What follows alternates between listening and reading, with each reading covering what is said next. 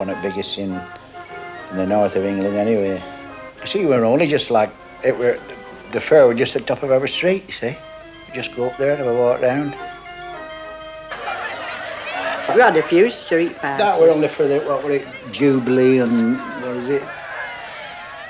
Coronation. VE Day and what have you, you know. Did a street party for all them. Yeah, Whiteley Street party. And all the women used to dress up in paper hats and long frocks and all sorts they used to put on. We used to have a right good do. You can't get about them memories, can you? By 1939, St Mary's was affected by war. Women's workload in the mills increased to provide money for arms. Those days we worked from 6 o'clock in the morning till 5:30 at night. And Saturday morning to oil and, you know, do all your looms. It was very hard work. And then I went back working at night, 7 while 9, fire watching on the roof. On a hazy day, Jerry comes droning over about 3 miles up. When the roof spotters think he means trouble, they send the mill girls down to shelter for a few minutes. Just look at these Lancashire lasses cowering before the Luftwaffe.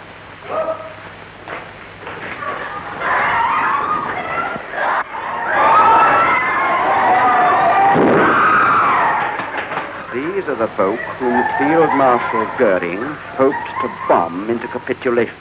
It was hard work there because it was a grassy place. But one has to do something because my husband was in the Air Force, so I didn't get anything. You know, no, not a proper wage off him anyway. So you want it, you have to go and work for it, and that's the end of it. The women coped alone with the problems of daily life.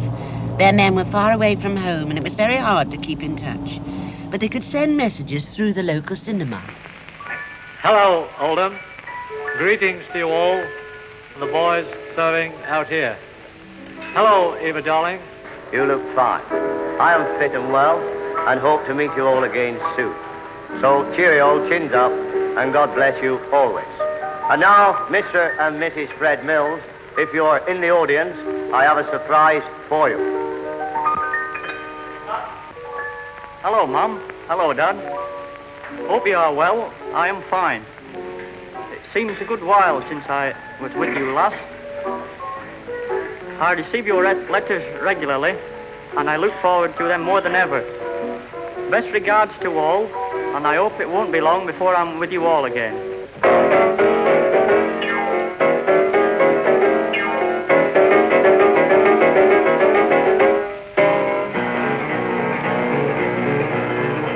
These servicemen were returning to a brave new world in 1945.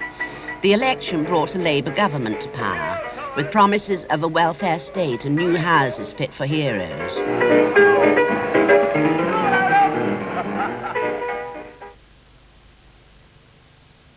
Those were the days when either we mucked in together or we went under.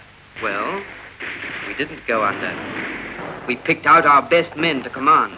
Services and civilians, scientists and technicians, leaders and rankers. We stood in together and we saw it through. That's how we've won the war for freedom. And now, what about this war against ill health and unhappiness? This is another war for freedom. And don't let's have anyone getting up and saying that's different. It isn't. But its battlefields are our thickly crowded areas, and the slums are its front line. The fighters are still the common people.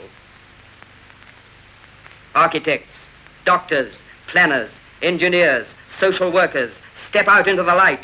It's you who have to plan this invasion. We are waiting for the signal now. The Labour Party swept to power in 1945 on this tide of optimism. But the reconstruction of Britain proved slow.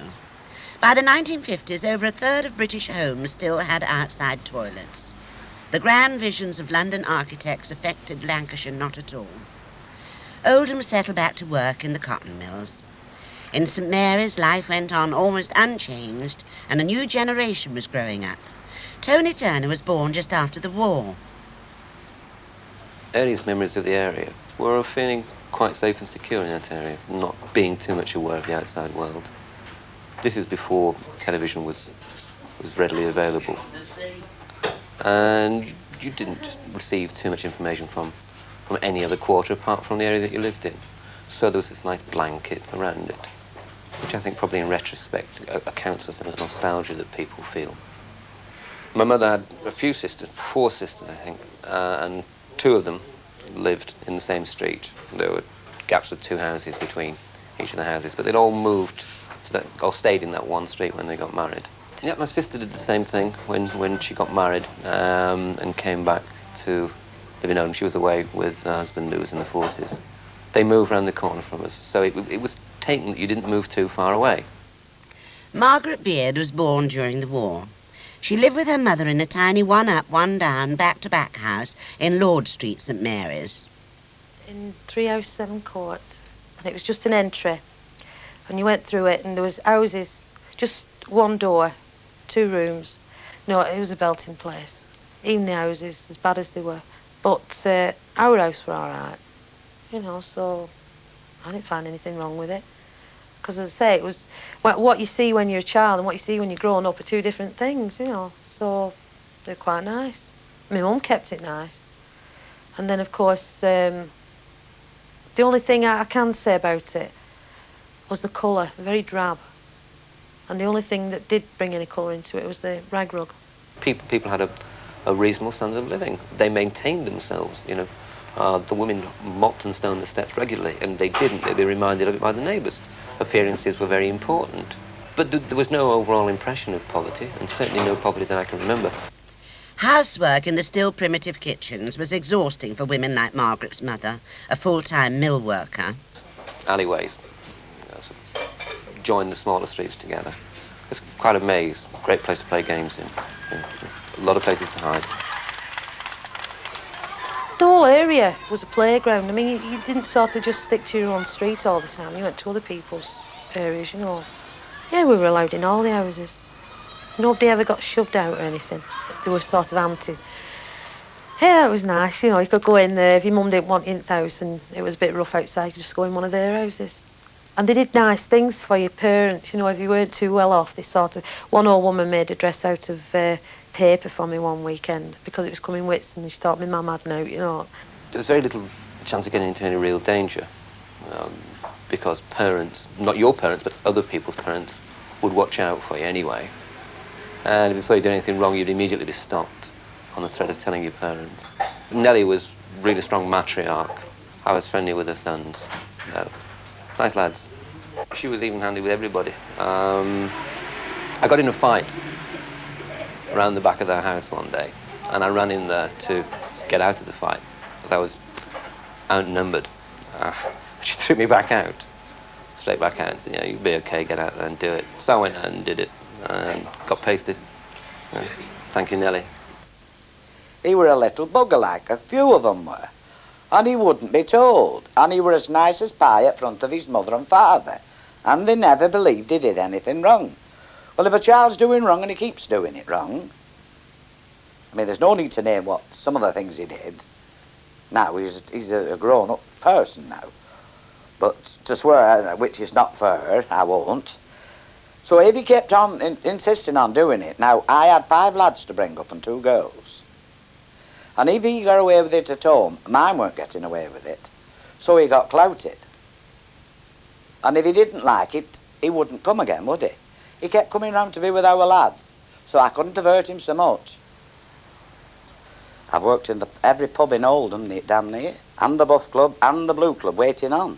Finished up working at the canteen, which was the last pub to go down in St Mary's. Well. The Canteen Inn in Mulliner Street got a new landlady in the 1950s, a newcomer to the area. Oh, Nellie. Oh, she was a good sort. She was always ready to help anybody. She'd put herself out of the way to help them. In fact, most of the people was like that up there.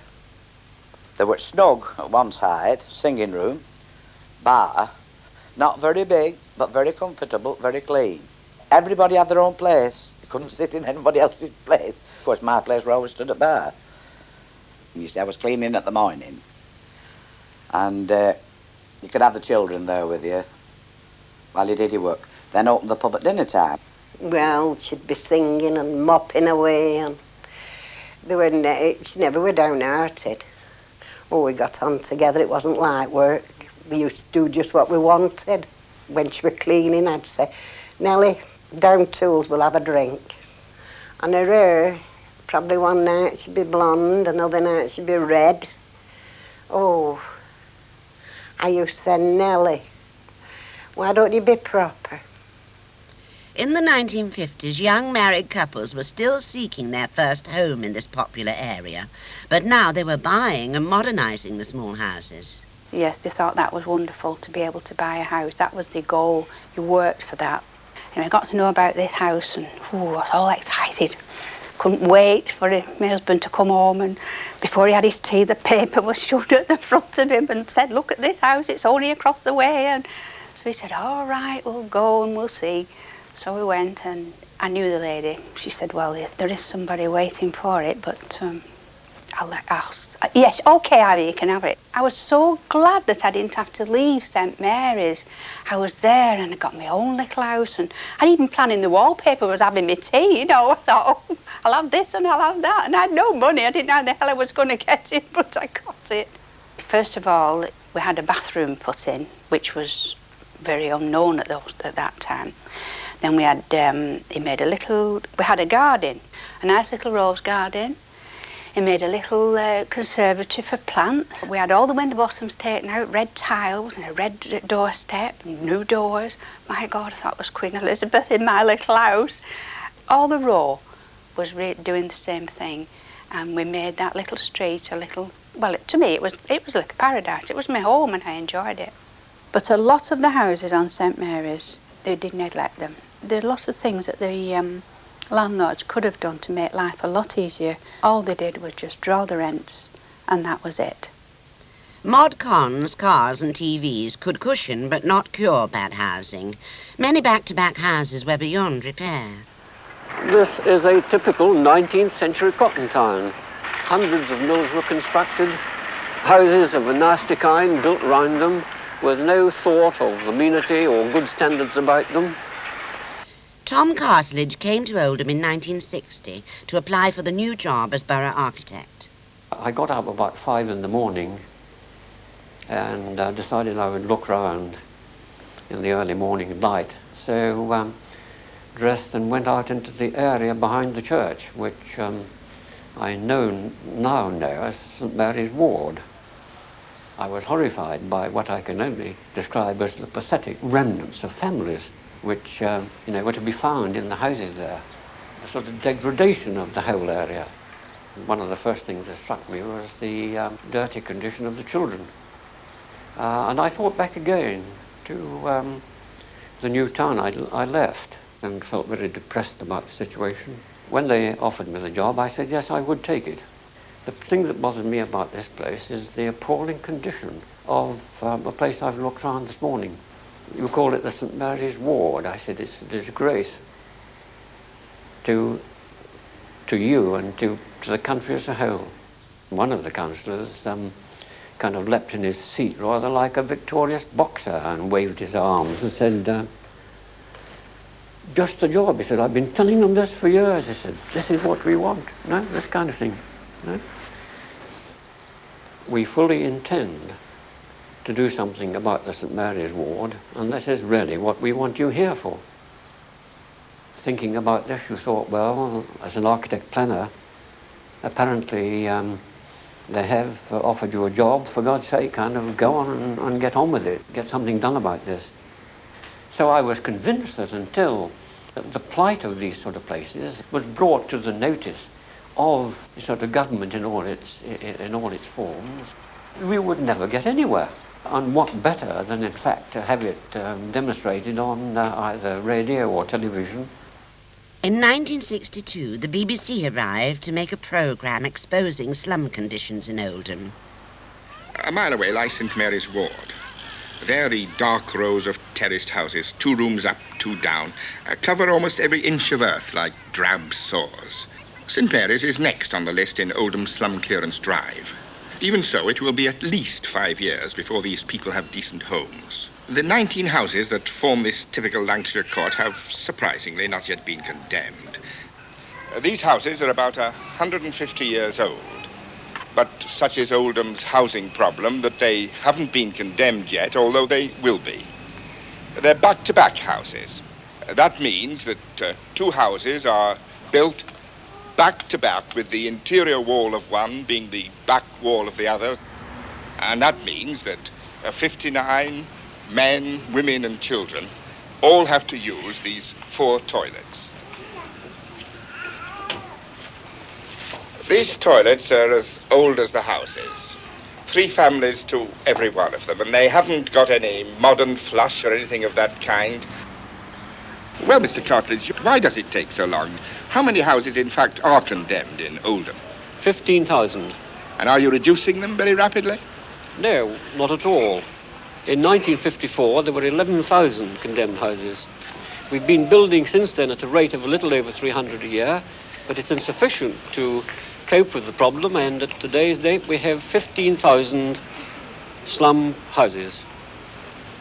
Oldham Council, to keep its shrinking population, decided to rehouse people in a new estate within the town. So the fate of St Mary's, right in the centre, was sealed, and in June 1962 it was declared a slum area. I felt absolutely shattered that someone could come and tell me, or tell everybody, that the place we'd chosen to live, where I was born, where I was happy, when we'd done all my house, got it like a little palace, that someone could say, right, this is a slum area, that and the other. I was absolutely amazed. In fact, I sat down and I broke my heart. I did that night. It really, really upset me. There can be no doubt that the necessity to demolish wholesale the St Mary's area was a valid one. When you think back that in 1895 it is on record that the medical officer of health at that time was drawing the attention of the council to the appalling housing conditions of the St Mary's ward. 70 or more years later, that condition remained. I lived in one house. They took the half stone out to put me a little modern gas fire in, take the old coal fire out, and there were a bed of blackjacks in it. They was run up the bloody walls at night. So there was no doubt that we had a replanning exercise on our minds of an extensive character. It fitted in very well with my personal ideas about the reconstruction of this town. To speed along his huge programme, Tom Cartledge brought in the Minister of Housing. Here was a potential ally. So I asked if he would be interested in a slum clearance scheme, a rebuilding scheme in Oldham.